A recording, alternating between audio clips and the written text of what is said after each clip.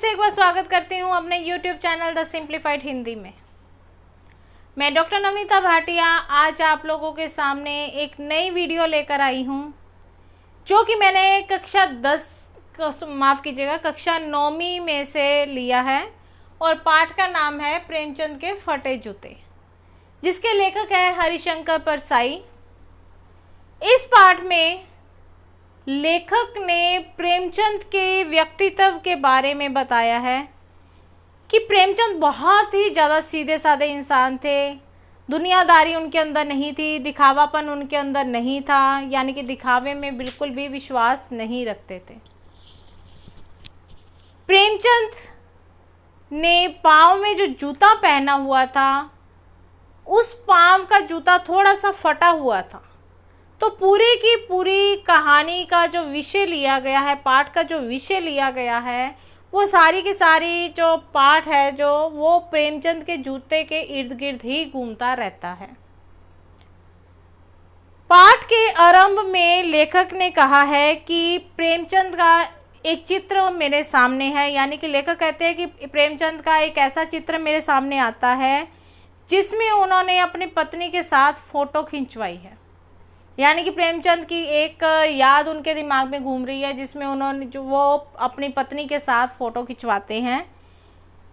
उनके सिर पर मोटे कपड़े की एक टोपी, कुर्ता और धोती, यानी कि बिल्कुल ही साधारण से पहनावे में वो फ़ोटो खिंचवाने के लिए जाते हैं। सिर पर एक उन्होंने टोपी पहनी हुई है, सिंपल सा उनका कुर्ता है और साथ में उन्होंने एक धोती पहनी हुई है।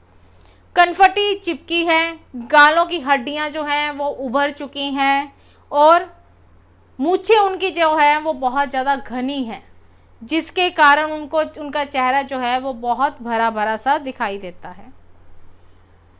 उनके पाँवों में कैनवस के जूते हैं, जिनके बंद बेतरतीब बंधे हैं। बंद बेतरतीब बंधे हैं, यानी कि जो फीता है जूते का, जिसको हम इंग्लिश में लेसिस कहते हैं, वो बहुत ही बेतरतीब से ढंग से बंधे हुए हैं, यानी उनको ढंग से बांधा भी नहीं गया। इतने साधारण व्यक्तित्व के इंसान थे प्रेमचंद। लापरवाही के उपयोग करने के बाद बंद के सिरों पर की गई लोहे की पत्ती निकल गई हैं। आप लोगों ने देखा होगा कि जो शूज़ के लेसिस होते हैं, फीते होते हैं, उनके किनारे पर लोहे की पत्तियां सी लगी होती है, जिसके कारण वो फीता जो है वो आसानी से शूज़ में से निकल जाता है। तो वो कहता है कि बेतरतीबी से बंद करने के कारण ही शायद वो जूते का जो फीता, जो लोहे की पत्ती है फीते की, वो निकल चुकी है, वो टूट चुकी है। और हो सकता है कि अगर जूते की वो जो लोहे की पत्ती है वो फीते की पत्ती ही है, वो निकल चुकी है, तो उसको छेद में डालने में भी उनको बहुत ज़्यादा मुश्किल होती होगी, लेकिन फिर भी उन्होंने किसी तरीके से उसको अपने जूते को पहन रखा है। लेखक कहता है कि जो दाहिने पांव का जूता है प्रेमचंद का, वो तो बिल्कुल ठीक ठाक है, लेकिन जो बाएं पांव का जूता है उसमें एक बहुत बड़ा छेद हो गया है, जिसमें से कि उंगली बाहर दिखाई देती है।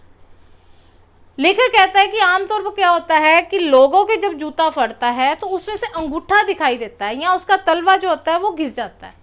ज़्यादा चलने के कारण तलवा घिस जाता है, यानी कि उसके जूते का नीचे वाला हिस्सा घिसता है। परंतु प्रेमचंद का जो जूता है उसमें से तो उनकी उंगली बाहर दिखाई देती है।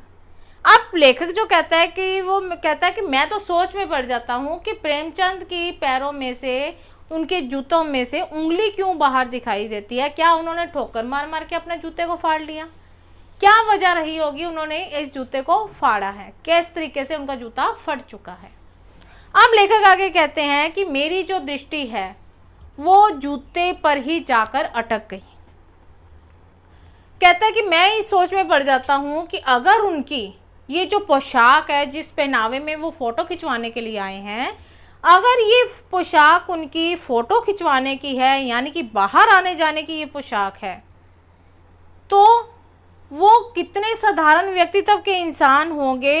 यानी कि इस आदमी के पास, लेखक कहता है मैं सोचने पर मजबूर हो जाता हूँ कि इस आदमी के पास अलग अलग पोशाकें नहीं होंगी, कि बाहर जाने के लिए ये पोशाक है, घर में पहनने के लिए ये पोशाक है, इस फंक्शन में जाना है तो ये हमने कपड़े पहनने हैं।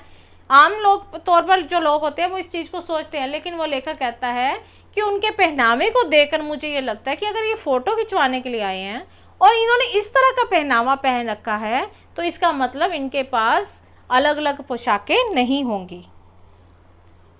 यानी कि जैसे वो दिखते हैं अंदर से हैं, वैसे ही वो बाहर से भी दिखाई देते हैं, उनके अंदर कोई भी अलग सा कुछ दिखाई नहीं देता। कहता है कि फिर मेरी नज़र चेहरे पर जाती है। क्या तुम्हें मालूम है कि मेरे साहित्यिक पुरखे भी कि तुम्हारा जूता फट गया और उंगली बाहर निकल रही है।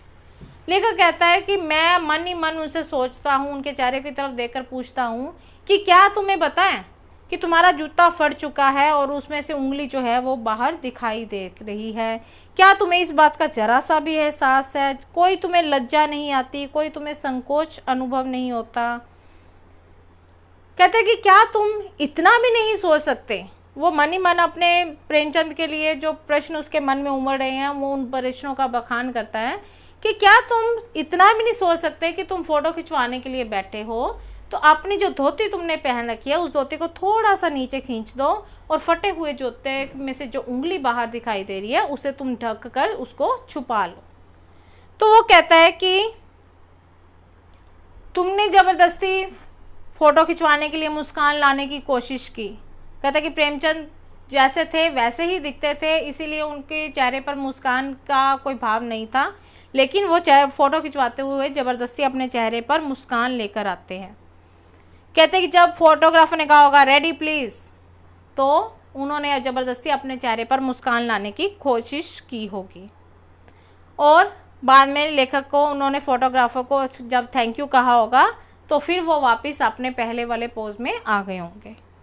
कहते हैं कि मैं ये सोच में पड़ जाता हूँ कि ये आदमी कैसा है जो फटे हुए जूते के साथ फ़ोटो खिंचवा रहा है, लेकिन फिर भी उसके चेहरे पर एक मुस्कान सी दिखाई दे रही है।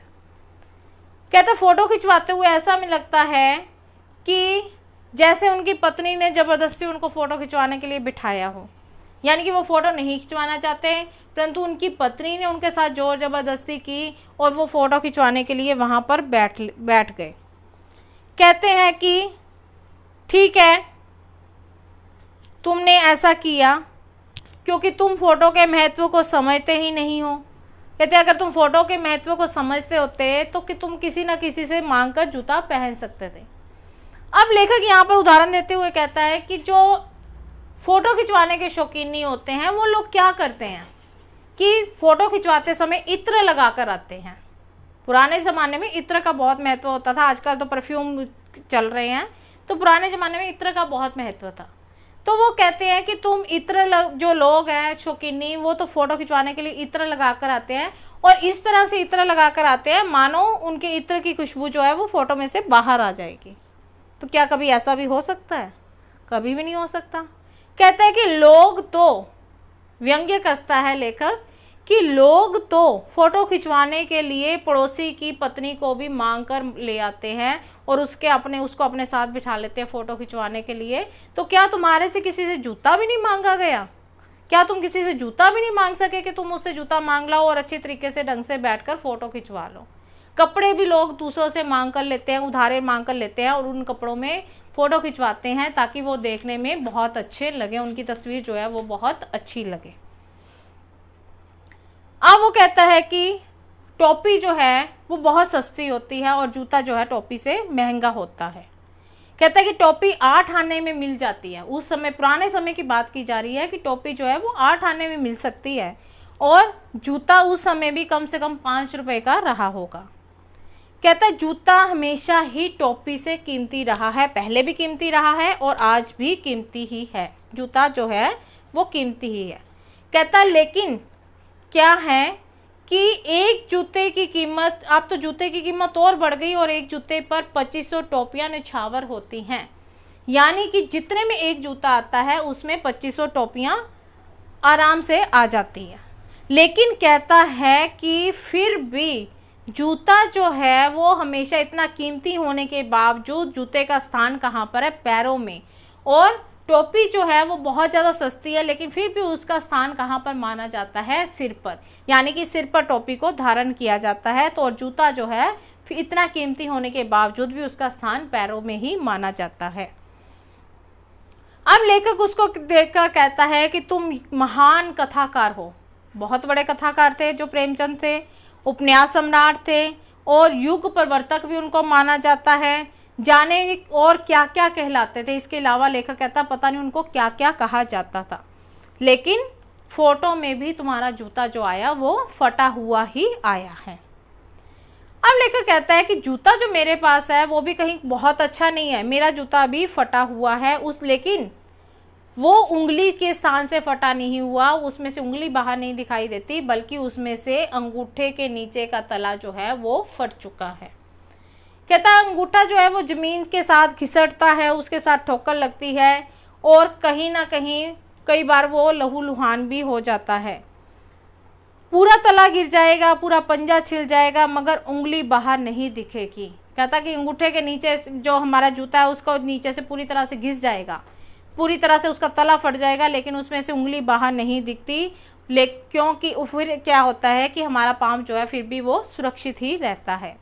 कहता मेरी उंगली ढकी हुई है, लेखक कहता कि मेरे जूते में से उंगली दिखाई नहीं देती, वो ढकी हुई है और पंजा जो है वो पूरी तरह से घिस चुका है।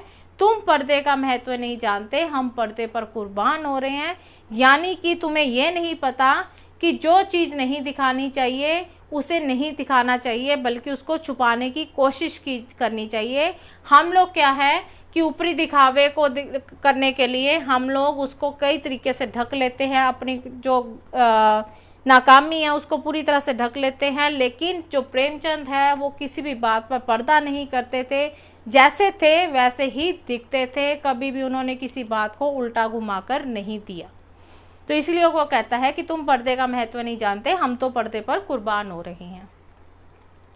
तुम फटा जूता बड़े ठाठ से पहनते हो, लेखक कहते हैं प्रेमचंद को, तुम बड़े ही ठाठ से फटा हुआ जूता पहनते हो।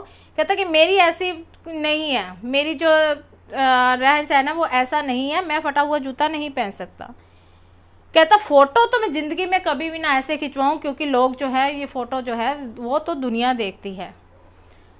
अब लेखक ने प्रेमचंद की जो मुस्कान थी फोटो में उसके ऊपर व्यंग्य कसा है, बात करी है। तो लेखक कहते हैं तुम्हारी ये व्यंग्य मुस्कान मेरे हौसले पस्त कर देती है, यानी कि मेरे हौसले को ख़त्म कर देती है। कहता जो तुम्हारी व्यंग्य मुस्कान मुझे उसमें दिखाई दे रही है फ़ोटो में, वो मेरे हौसले को ख़त्म कर देती है। इसका मतलब क्या है? कहता कि जो तुम्हारी व्यंग्य मुस्कान दिखाई दे रही है इसका क्या मतलब है, क्या अर्थ है इसका? वह मुस्कान जो है वो कौन सी मुस्कान है? अब उसने लेखक ने प्रेमचंद के जितने उपन्यास है, जितनी कहानियां हैं, उनमें से कुछ ना कुछ पात्रों को उठाया और उसके बारे में वर्णन किया। कहता कि क्या होरी का गोदान है, क्या पूस की रात में सुअर हल्कों का खेत चर गए, क्या सुजान भक्त का लड़का मर गया क्योंकि डॉक्टर क्लब छोड़कर नहीं आ सकते थे। कहता कि नहीं, मुझे लगता है कि माधो औरत के कफन के चंदे की शराब पी गया, वही मुस्कान मालूम होती है।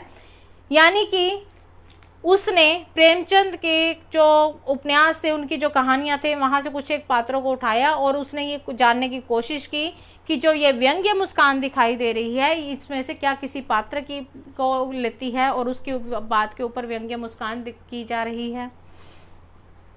कहता है कि फिर मैं तुम्हारे जूते की तरफ देखता हूँ और सोचता हूँ कि ये जूता आखिर फटा कैसे।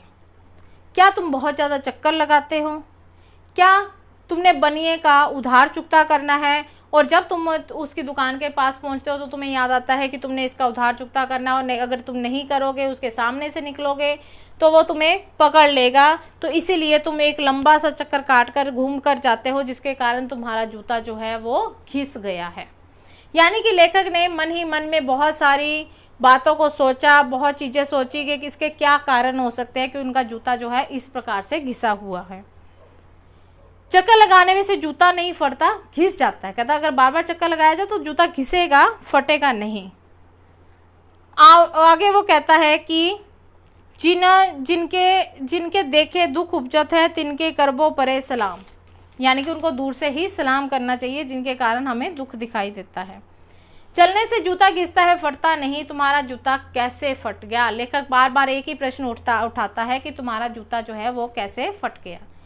कहता है कि मुझे ये लगता है कि तुम किसी सख्त चीज़ के साथ ठोकर मारते होगे। कहता मुझे ऐसा दिखाई देता है कि जैसे तुम किसी सख्त चीज़ के साथ ठोकर मारते होगे।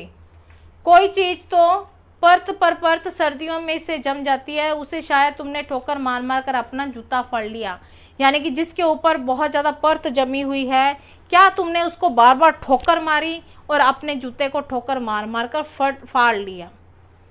कहता है कि कोई टीला जो रास्ते पर खड़ा हो गया था, उस पर तुमने अपना जूता आजमाया। टीला क्या होता है, यहाँ पर टीला जो शब्द प्रयोग किया गया है वो हमारे जीवन में आने वाली मुसीबतों के लिए, मुश्किलों के लिए किया गया। कहता है कि लोग क्या है, टीले में से रास्ता काट कर निकल जाते हैं, यानी कि अपनी मुश्किलों का सामना नहीं करते बल्कि और ही रास्ता खोजकर वहां से बचने की कोशिश करते हैं अपनी मुश्किलों से। लेकिन वो कहता है कि क्या कोई ऐसी मुश्किल तुम्हारे आगे आई, कोई ऐसा टीला तुम्हारे आगे आया कि तुमने उससे बचकर जाने की कोशिश नहीं की, बल्कि उसको जूता मार मार कर अपने जीवन से हटाने की कोशिश की और उसी कोशिश में तुम्हारा जूता फट गया। कहता तुम समझौता नहीं कर सकते। क्या तुम्हारी यही कमजोरी है जो होरी को ले डूबी। अब फिर उनके उपन्यास का पात्र आ गया, वही नेमधेम वाली कमजोरी। नेमधेम उसकी भी जंजीर थी। नेमधेम को उसकी भी, नेम यानी कि नियम, धर्म यानी कि कर्तव्य। अब वो कहता है कि नेमधेम तुम्हारा बंधन नहीं था, तुम्हारी मुक्ति थी। तुम्हारी ये पाँव की उंगली मुझे संकेत करती सी लगती है। कहता मुझे कई बार ऐसा लगता है कि तुम्हारी पाँव की उंगली जो दिखाई दे रही है, जहाँ से जूता फटा हुआ है, ये किसी ना किसी तरह का संकेत करती है, यानी कि ये कोई ना कोई संकेत है। कहता है कि जिसे तुम घृणित समझते हो, यानी कि जिसे तुम लायक नहीं समझते, जिससे तुम घृणा करते हो, कहता उसकी तरफ हाथ की उंगली से नहीं बल्कि अपनी उसी फटे हुए जूते में से जो उंगली बाहर निकल रही है उसकी तरफ से तुम इशारा करते हो। यानी कि जिससे तुम घृणा करते हो उसे तुमने इस लायक भी नहीं समझा कि तुम अपने हाथ की उंगली करके उसको ये कह सको कि तुम इससे घृणा करते हो, बल्कि उसकी तरफ तुम अपने पैर की उंगली से इशारा करते हो और वही इसी कारण से तुमने अपने पैर की उंगली को बाहर निकाला हुआ है और जूते को फाड़ा हुआ है। क्या तुम उसकी तरफ इशारा करके कह रहे हो जिसे ठोकर मारते मारते तुम्हारा जूता फाड़ दिया। मैं समझता हूँ, तुम्हारी उंगली का इशारा भी समझता हूँ और ये व्यंग्य मुस्कान भी समझता हूँ। लेखक कहता है कि तुम्हारे पैर की उंगली का इशारा जो है, जिसे तुम घृणित समझते हो, उसकी तरफ करते हो, मैं उस इशारे को भी समझता हूँ और मैं तुम्हारी व्यंग्य मुस्कान को भी समझता हूँ जो कि मुझे फोटो में दिखाई दे रही है। तुम मुझ पर या हम सभी पर हंस रहे हो, उन पर जो उंगली छिपाए और तलवा घिसाए चल रहे हैं। कहता कि तुम उन लोगों की तरफ देखकर हंस रहे हो जिनके पैर के जूता का जो तलवा है वो पूरी तरह से घिस चुका है और उन पर जो टीले को बरकराकर बाजू से निकल रहे हैं, और तुम उन लोगों की ओर भी देखकर हंस रहे हो, व्यंग्य मुस्कान कर रहे हो, जो कि अपनी मुश्किलों का सामना नहीं करते बल्कि उनके बराबर से रास्ता खोजते हुए निकल जाते हैं। तुम कह रहे हो मैंने तो ठोकर मार मार कर जूता फाड़ लिया, उंगली बाहर निकल आई पर पाँव बच रहा है और अब मैं चलता रहा। तुम्हारी उंगली को ढांकने की चिंता में तलवे का नाश कर रहे हो, तुम कैसे चलोगे। मैं समझता हूँ तुम्हारे फटे जूते की बात समझता हूँ, उंगली का इशारा समझता हूँ, तुम्हारी व्यंग्य मुस्कान समझता हूँ। लेखक क्या कहते हैं कि तुम शायद फटी हुई उंगली को, फटे हुए जूते में से उंगली दिखाकर ये बताना चाहते हो कि तुमने अपने पैर का तलवा घिसा लिया, उसमें से तुमने ठोकरें मार मार के अपने पैरों को लहूलुहान कर लिया, लेकिन मेरा जूता पूरा ठीक है, सिर्फ एक उंगली बाहर दिखाई दे रही है, तो मैं अभी भी अपने जूते को पहनकर चल सकता हूँ, मेरा जीवन अभी भी आगे की ओर बढ़ सकता है, मैं रास्ते में आने वाली ठोकरों जो मुश्किलें हैं उनको ठोकरें मारकर आगे की ओर निकल सकता हूँ। तो लेखक कहता है कि तुम्हारे फटे हुए जूते की बात भी मैं समझ रहा हूँ, तुम्हारी व्यंग्य मुस्कान को भी मैं समझ रहा हूँ।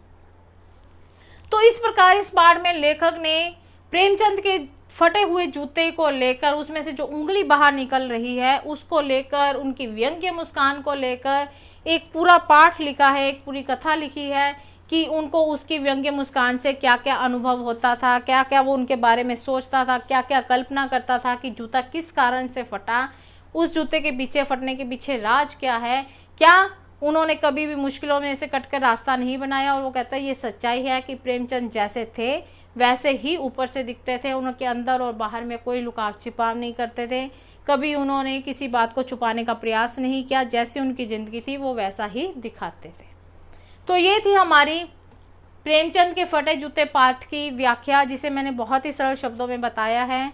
और आशा करती हूँ, आशा ही नहीं करती, मुझे पूरी उम्मीद है कि आप लोगों को मेरे द्वारा बताई गई व्याख्या बड़ी ही आसानी से समझ में आएगी।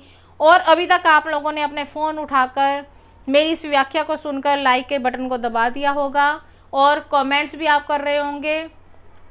आप पहले भी करते हो, आगे भी करोगे, और वीडियो को ज़्यादा से ज़्यादा शेयर भी करोगे ताकि आपकी तरह दूसरे लोग भी इसका फ़ायदा उठा सकें। सब्सक्राइब कीजिए मेरे चैनल को और बाकियों से भी करवाइए, और बेल आइकन के बटन को दबाना मत भूलिए ताकि मेरी जो आने वाली वीडियोज़ हैं वो सबसे पहले आप लोगों के पास ही पहुँचे। इस पाठ से संबंधित प्रश्न उत्तर भी आपको मिलेंगे। एक बार फिर से एक नई वीडियो लेकर आप लोगों के सामने आऊँगी। तब तक के लिए धन्यवाद।